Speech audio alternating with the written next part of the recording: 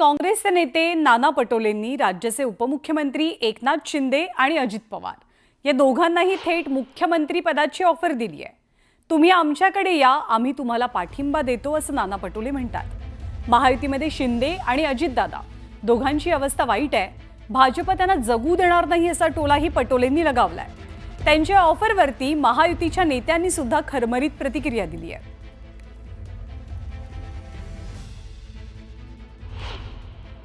दोन्ही उपमुख्यमंत्री अजित पवार आणि एकनाथ शिंदे दोघांची हालत खराब आहे।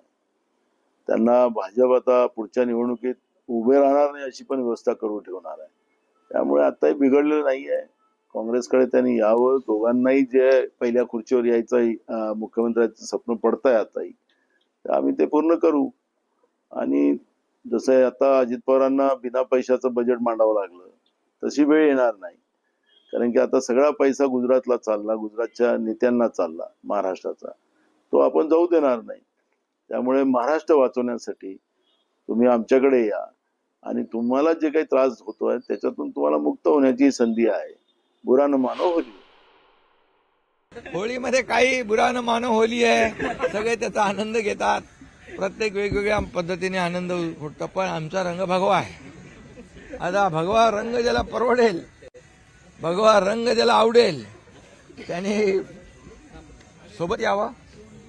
आणि या भगवा रंग हा हिंदुत्वाचा रंग आहे। ज्यांना कोणाला वाटेल या भगव्या रंगामध्ये न्हावून निघावं आणि सोबत यावं, अशा प्रकारच्या सगळ्यांना मी शुभेच्छा। चांगला परफॉर्मन्स जनतेमध्ये दाखवा हे त्यांच्याकरता योग्य आहे। अशा ऑफर वगैरे महायुतीचे कोणी नेते ऐकत नाही। मी तुम्हाला सांगतो की नाना पटोलेजी आणि महाविकास आघाडीला मॅन्डेट मिळाला आहे की त्यांनी अपोजिशनमध्ये काम करावं आणि अपोजिशनमध्ये सरकारला चांगल्या सूचना द्याव्या, सरकारला चांगल्या सूचना देऊन सरकारला विकासाकडे न्यावं। तुम्ही सुद्धा विकासाकरता मदत करावी।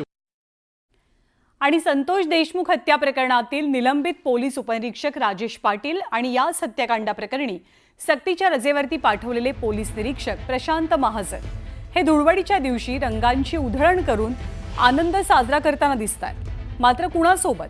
तर संतोष देशमुख हत्या प्रकरणाची सुनावणी करणारे जिल्हा आणि सत्र न्यायालयाचे न्यायाधीश सुधीर भाजीपाले यांच्यासोबत। हे दोनही पोलीस अधिकारी त्यांच्यासोबत रंगांची उधळण करताना पाहायला मिळालेत। या प्रकरणातल्या आरोपींना ज्या पोलीस अधिकाऱ्यांनी मदत केली आणि वाचवलं असा ज्यांच्यावर आरोप आहे त्याच पोलिसांसोबत या प्रकरणाची सुनावणी घेणारे न्यायाधीश धुळवडीचा आनंद लुटताना दिसतात। हे कितपत योग्य आहे असा सवाल सामाजिक कार्यकर्त्या अंजली दमानी यांनी विचारलाय।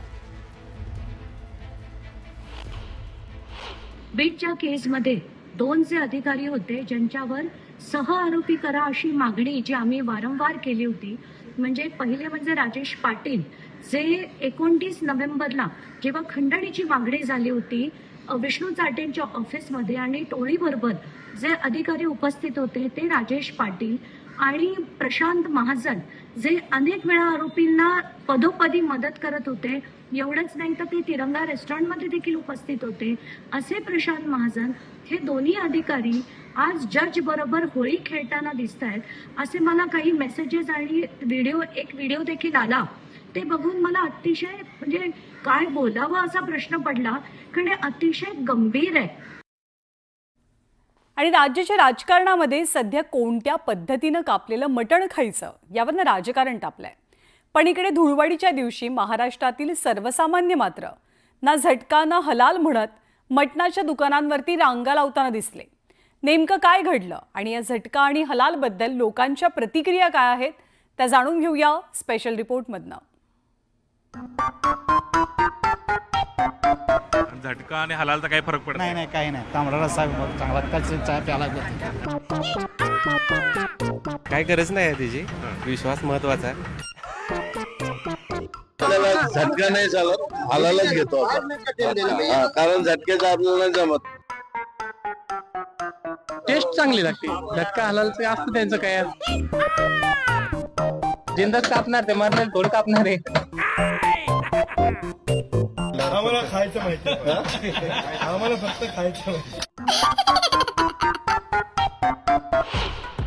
झटका की हलाल या बवालमध्ये न पडता महाराष्ट्रातल्या जनतेनं धुळवडीच्या दिवशी मटणावर ताव मारला.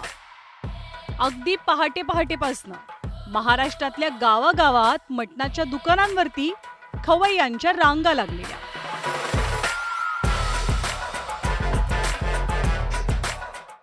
तांबड्या पांढऱ्या रश्श्यासाठी प्रसिद्ध असलेल्या कोल्हापुरात धुळवडी निमित्त मटण विक्रेत्यांकडे भल्या पहाटेपासनं लांबच लांब रांगा लागलेल्या.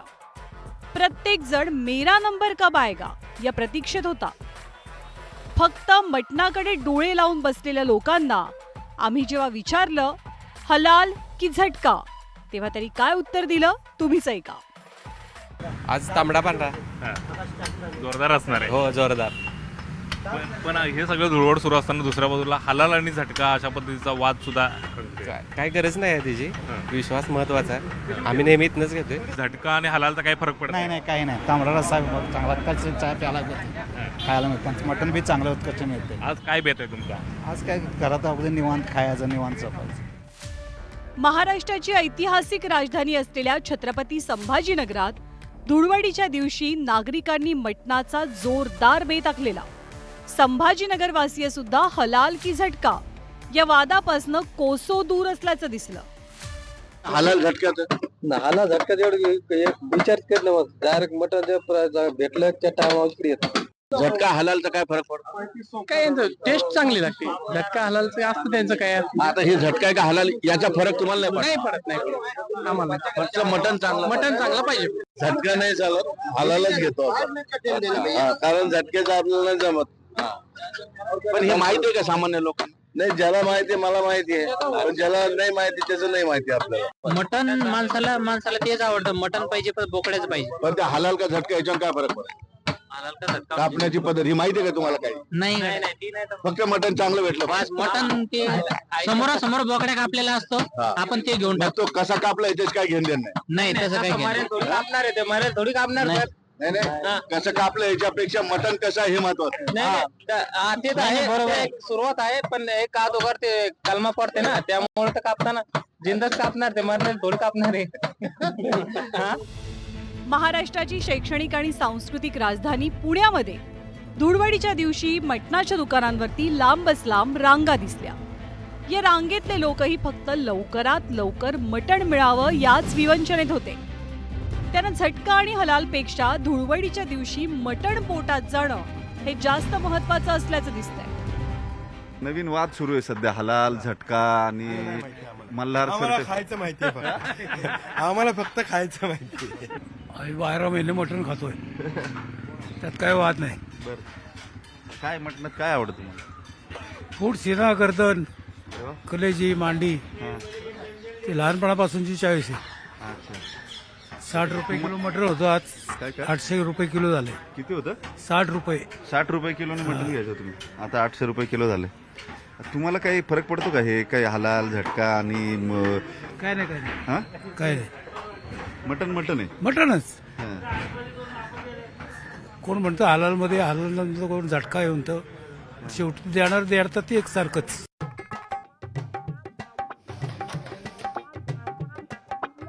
उपराजधानी नागपुरातही धुळवडीसाठी मटणाच्या रांगा लागल्या. यातही झटका, मल्हार, हलाल या सगळ्या राजकीय घोषणांचा दूरपर्यंत संबंध दिसला नाही. 7 वाजतापासून इथे मटणला लागलेलं आणि इथे 6 वाजतापासून इथं 6-6:30 वाजेपर्यंत खूप गर्दी होती. आलो आम्ही, आता 1.5 तास झालेला इथं उभे आहे आणि इथचं मटण क्वालिटी मटण मिळते, त्यामुळे इथे आम्ही लागलेलो आहोत. तर दुसरीकडे विक्रेत्यांना सुद्धा सरकारच्या हलाल किंवा झटका कशाचाच फटका बसल्याचं दिसलं नाही. लोकांच्या तुफान प्रतिसादामुळे विक्रेत्यांनी रेकॉर्ड ब्रेक मटणाची विक्री केली. बात करने को फुर्सत नहीं, आज जलवंदी है. कितना मटन आज कितने बकरे काटे? अभी 20-25 बकरा कट गया और शाम तक 50 कटेंगे.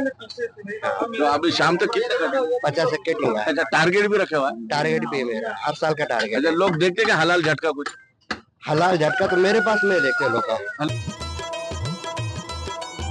एकंदरीतच राजकीय स्तरावर मांस विक्रेत्यांना मल्हार सर्टिफिकेटद्वारे झटका देण्याचा इशारा दिला जात असला तरी नॉनव्हेज प्रेमींनी मात्र सगळ्याकडे दुर्लक्ष केल्याचं दिसलं.